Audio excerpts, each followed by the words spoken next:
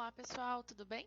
Hoje a gente vai continuar o tema da aula passada. A gente falou na aula passada sobre o governo do Jânio Quadros e falamos que ele renunciou e quem iria assumir o poder era o João Goulart, o vice-presidente, né? E a gente viu também que a oposição não queria deixar ele assumir, tentaram dar um golpe, mas no fim, com um acordo, eles conseguiram. Então, o governo do João Goulart, então, ele começa em 1961 e ele vai até 64, 1º de abril de 64, quando o Brasil sofre um golpe de Estado. E a gente vai falar um pouquinho sobre como foi esse mandato, tá? Bom, é um pouco mais complexo, tá, gente? Eu vou tentar explicar devagar, tem bastante texto no slide, mas é um assunto bem importante, tá? Bom, durante o governo dele, a gente não teve um país muito tranquilo, tá?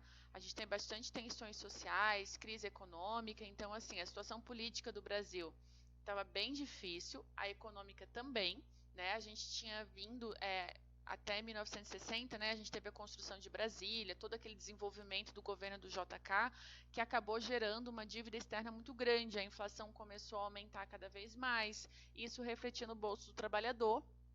Então, não estava dos melhores cenários. Além disso, a gente tinha no campo a Liga Camponesa, que era um grupo de pessoas, né, camponeses, que lutavam para ter direitos de trabalho. Então, lembra que a gente já aprendeu esse ano sobre os direitos trabalhistas, né, que foram conquistados na época do Getúlio Vargas. Só que o direito trabalhista, gente, ele não se aplica ao trabalhador do campo nesse momento, ele era só para quem trabalhava nas cidades. Então, a Liga Camponesa eram camponeses que não tinham sua própria terra, trabalhavam na terra de outras pessoas e eram exploradas, então eles lutavam para ter os seus direitos. E eles pediam também a reforma agrária. Para quem não sabe, reforma agrária é quando se pega uma terra muito grande que não está sendo utilizada, tipo grandes fazendas assim, e aí o governo indeniza o dono daquela terra, pega a terra e divide e distribui para os pequenos proprietários, para os pequenos agricultores que não têm terra. E assim eles podem produzir. A reforma agrária ela vai ser muito falada desde essa época até pouco tempo atrás aqui no Brasil e é um dos principais pontos do governo do João Goulart. Então, além de todos esses problemas econômicos, a gente ainda tem, né, problemas sociais e econômicos, a gente ainda tem uma oposição forte ao governo. Isso já era de se esperar, né, gente? Se eles não queriam deixar ele assumir o governo, se eles estavam desde 54 tentando dar um golpe de Estado aqui no Brasil, é lógico que eles iam infernizar a vida do João Goulart.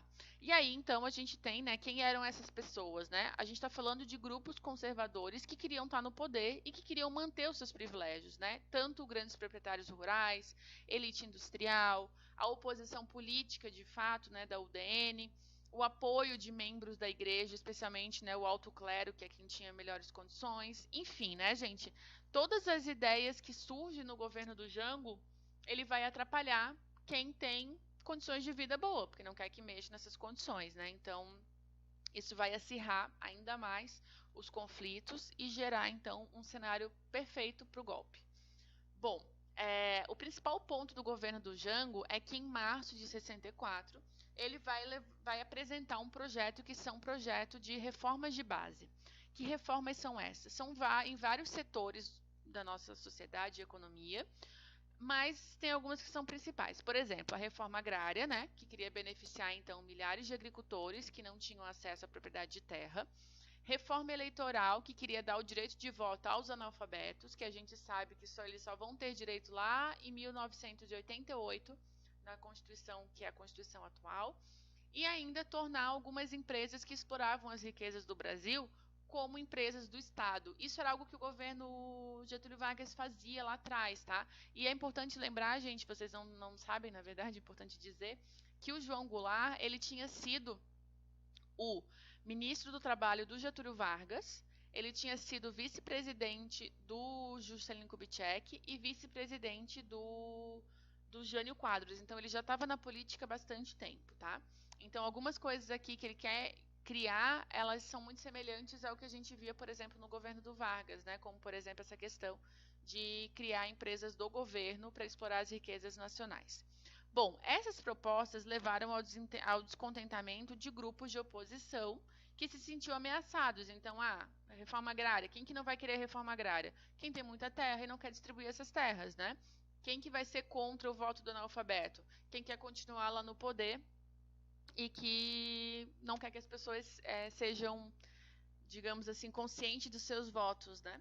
E por aí vai, né? Bom, é lógico que isso vai gerar uma grande insatisfação quando ele anuncia essas reformas. Então, a gente tem dois eventos muito importantes nesse momento. O primeiro é o comício da Central do Brasil, que vai acontecer no Rio de Janeiro, que vai ser um comício onde o próprio presidente vai estar presente, e lá ele vai anunciar a reforma de base. Isso aconteceu no dia 13 de março de 1964 e reuniu cerca de 300 mil pessoas. Dias depois, em 19 de março, a oposição conservadora, né, como uma reação a esse comício, eles vão criar a Marcha da Família com Deus pela Liberdade, que vai ser organizada pelas famílias conservadoras de classe média e classe alta, especialmente em São Paulo e depois em outros lugares do Brasil. Essa marcha também vai reunir milhares de pessoas. E aí, a oposição, que já estava querendo dar um golpe de Estado há muito tempo, né, junto com os militares, eles vão aproveitar essa situação, né, vão entender que essa marcha foi um apoio ao seu golpe, e no dia 1º de abril de 64, os militares, né, do Exército Brasileiro vão dar um golpe de Estado e depor o presidente. E aí tem o início da nossa ditadura civil-militar. Por que civil-militar? Essa, inclusive, é a atividade de vocês para hoje, tá? Então, prestem atenção para ficar mais fácil para entender. O golpe civil-militar, né? Antigamente a gente chamava de golpe militar e ditadura militar, porque a gente entendia que como foram como foi o exército, né? Os generais do exército que ocuparam o poder, a gente entendia que era uma ditadura militar. Porém, hoje a gente chama de civil-militar porque a gente entende que vários grupos da sociedade que não eram militares, como, por exemplo, isso que a gente acabou de falar, né? A elite, os grandes donos de fábricas, de indústrias, os donos proprietários de terra, a própria igreja, essa galera não é militar, mas ela fez parte do golpe também e também fazia parte da ditadura. Então, a gente chama de ditadura civil-militar, ok? Bom, nas próximas aulas agora até a gente acabar o ano, a gente vai falar um pouco sobre o que aconteceu nesses 21 anos de ditadura aqui no Brasil. Adianto para vocês que não foi nada legal, tá?